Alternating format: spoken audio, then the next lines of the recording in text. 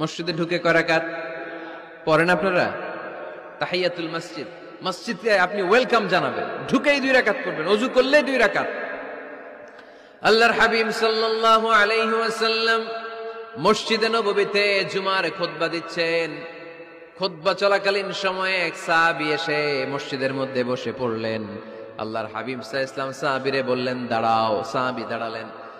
আল্লাহর নবী জিজ্ঞেস করলেন, কেন বসে বললা? 2 রাকাত পড়ছো নাকি? সাহাবী বলে, পড়ি নাই। বিশ্বনবী বললেন, তাহলে তাড়াতাড়ি 2 রাকাত নামাজ পড়ে বসে যাও। সুবহানাল্লাহ পড়ো। 2 রাকাত পড়ো নাই তো পড়ো, দাঁড়াও, তারপরে বসো।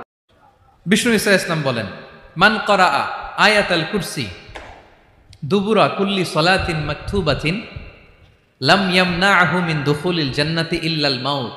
প্রত্যেক ফরজ সালাতের পরে যে ব্যক্তি আয়াতুল কুরসি পড়ে তার জান্নাতে যাওয়ার ক্ষেত্রে আর কোনো বাধা থাকে না,